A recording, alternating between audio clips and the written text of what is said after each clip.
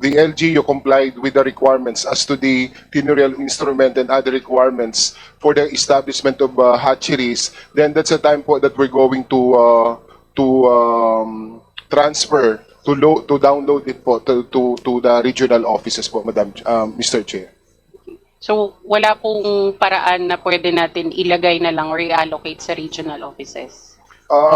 We already, Mr. Chair, we already requested DBM po na ilagay na po sana doon sa ano, just like with the other programs po na i-lodge na po natin sa mga regional offices. But this one po, just like with the foreign assisted project po, naka-lodge po talaga sa central office. And then we will determine later on what are those funds that is that will be downloaded to our regional offices. And then aside from that po, for the legislated hatchery, it is the BFAR. It is a centrally managed project. That is why po it is lodged to central office. And then eventually, as I've said earlier, that if in case that the regional offices will be able to secure all the documents and necessary requirements, that's the time that we will transfer po the funds to the concerned region. Okay, thank you po for that.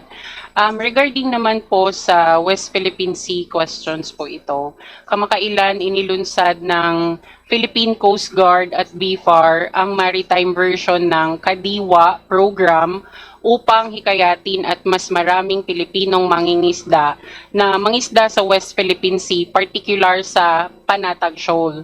Bilang bahagi ng programang ito, ipinadala ng pamahalaan ang MV Mamalakaya, isang fish carrier na direktang nakikipag-ugnayan sa ating mga mangingisda upang bilhin ang kanilang huli sa dagat at bigyan ng fuel subsidy.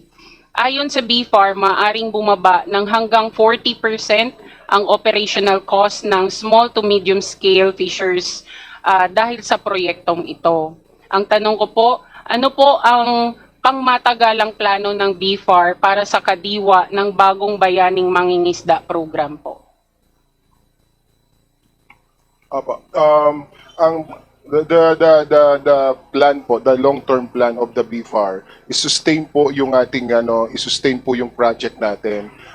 We already constructed po yung steel hulled vessel po that will be deployed to Palawan to Palawan and then to Kalayaan group of islands that will be able to to gather and transport the fish catch in that area to the mainland if in case in Palawan or in Manila po. So it's a long term we already provided that vessel so that it will be a long term engagement of BFAR to help our fisher folk engaging fishing in those area, Mr. Chair. Okay. May nakalatag po ba kayong plano or hakbang upang palawakin pa ito sa ibang strategic fishing ground sa bansa? Yes po, Madam Mr. Chair. Just like po with the procurement, we already finished with the bidding of the 80-meter vessel that will be the objective of which is to transport to other different regions to collect fish if there is an abundance in that area, and then eventually po transported it to the regions where there's a scarcity of fish and fishery products. Thank you po for that. Bago ko po tapusin ang aking time, meron lamang po akong mensahe na nakakalungkot pong isipin na hanggang ngayon ang ating mga mangingisda pa rin ang isa sa pinakamahihirap na sektor sa ating bansa. Sa kabila ng kanilang mahalagang papel sa ating ekonomiya at food security. Oras na po upang tiyakin natin na ang mga programa, pondo at polisiya ay tunay na nakakarating sa kanila at tumutugon sa kanilang pangangailangan. Asahan ko po ang mga salita ng BFAR na magiging mas masigasig sa pagsusulong ng makatarungan at inklusibong mga hakbang upang wakasan na ang kahirapan sa agriculture and fisheries sector. Maraming salamat po sa DA family and maraming salamat po, Mr. Chair. Thank you very much. The Chair now recognizes from the majority, Assistant Majority Leader Javier Benitez. Javi. Mr. Chair, maraming salamat po at Honorable Secretary in the whole Department of Agriculture, Good evening. But it was a good evening na po. Thank you so much for your time. I'd like to also thank the good secretary and the Department of Agriculture that during my time in the previous term as mayor, you were efficient and responsive to our needs in the agricultural sector. Maraming salamat po in Victoria City, Negros Occidental. To the Honorable Secretary, I'd like to hear your thoughts on the regulation on genetically modified organisms, or GMOs, in the Philippines, and what's the department's general policy on GMOs? Well,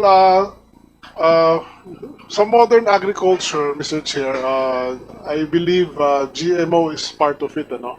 Although, of course, you have the USA going towards that direction, pero ang EU naman is on the opposite side. So, while we have to address food security sa ating bansa, I think we have no choice but to use whatever methods na pwede, no, para ma-increase ang ating production.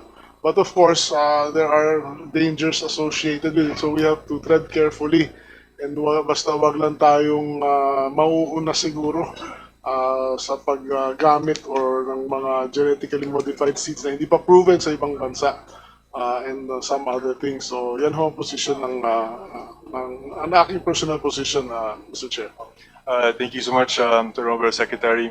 Mr. Secretary, I'm asking that because I believe it's a timely question. Because tomorrow there will be hearing in the province of Negros Occidental on Provincial Ordinance Number 7, Series of 2007, entitled Safeguard Against Living GMOs. So just this morning, marami po ang nag-oppose sa ordinansa na ito, including organic groups, advocates, the church. May I hear your opinion on this? Well, I know it's a sensitive matter, Mr. Chair, no, but honestly, nasasayangan ho ako sa potential ng Negros. Let's say, assuming may rice areas naman doon and pwede pa i-expand, yung hybrid na rice seeds natin na iba, hindi na pwede, na can yield so much, no? Ang livestock sa inyo, medyo sa Negros ay medyo mahina, pero pwedeng palakasin yun by 10 folds kung kinakailangan, but we need GMO corn. So, depende na yan sa kanya-kanyang belief, no? But it is proven already that GMO can really increase yields. Part of my duty is to increase production, and a part of it is GMO, and ginagamit na naman to sa ibang parte ng bansa natin. Why not Negros? Yun lang ang aking position done. But of course, I respect everybody's opinion at I'm hoping for the best na lang, Mr. Chair. Okay. Thank you so much, Mr. Secretary. Are there safeguards to this regulating GMOs, mitigating its risks? Because,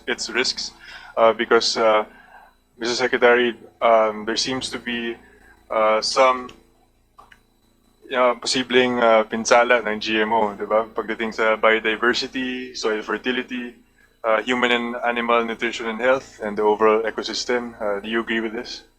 Well, if you ask about yung effects ng GMO, honestly, everybody in this country is already taking GMO oil. Soya oil is almost everything is GMO. Palm oil is already GMO, yung cooking oil natin ng masa eh. So,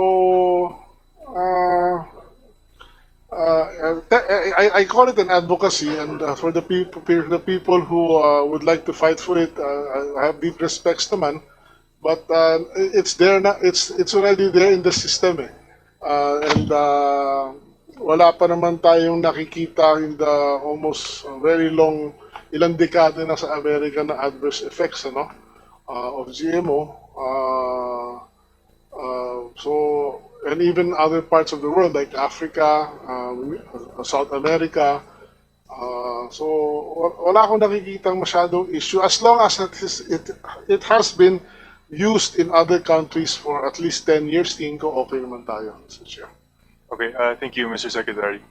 I want to ask about the SIDA and SRA, because I know as our country's leading contributor to the sugar industry, we're about 60+%, and we of the national output of sugar, and we seek to ensure that government continues to invest in the sector by supporting our farmers and strengthening research and development initiatives. To the Department of Agriculture, I'd like to ask, what is the official data from the National Sugarcane Area and Production in provinces of Negros Occidental, Negros Oriental, and Bukidnon? I defer, Mr. Chair, I defer to SRA Administrator. Thank you.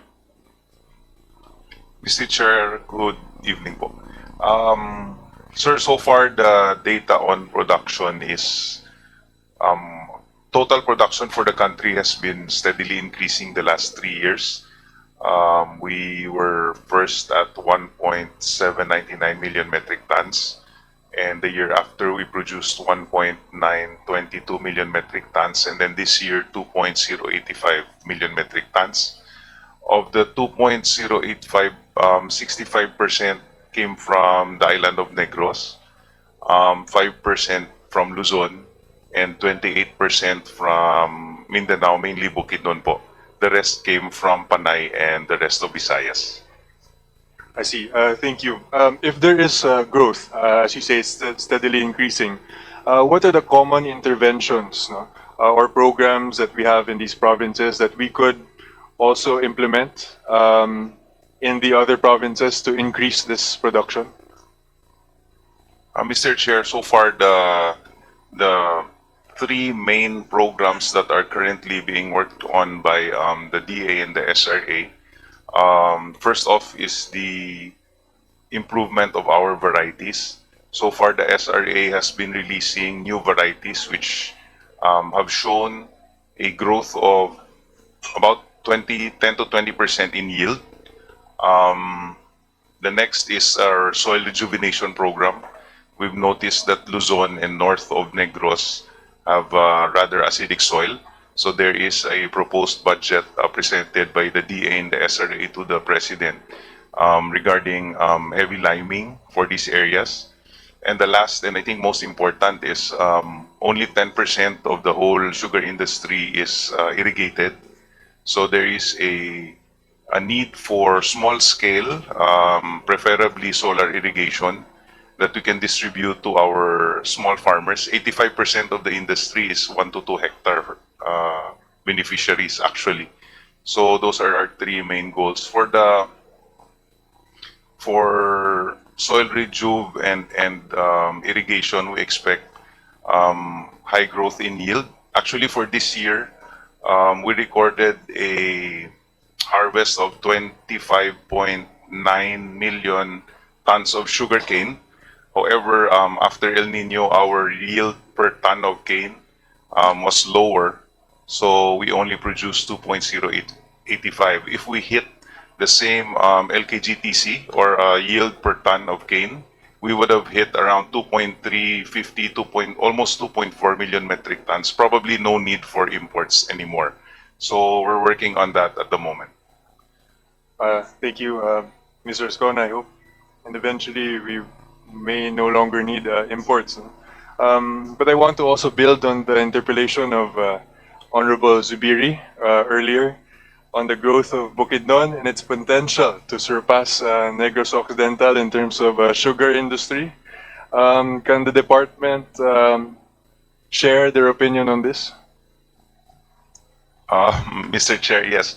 Actually, if you look at the land use, land saturation in Negros Island, we're probably at maximum use, no, for sugarcane, except higher up in the areas of Upper Ilog, Pingot area, where we probably still have 10 to 15,000 hectares that may be used for sugarcane. As for Bukidnon, they have potential for vast expansion of land, especially with the current problems the banana industry is having. So a lot of farmers are shifting. The farm gate prices have been stable the last 3 years, so we've seen a shift. For this year, Mindanao produced 28% of the national production. However, they increased by a good 100,000 million metric tons of sugar. So that's about 2 million bags increase for this year only.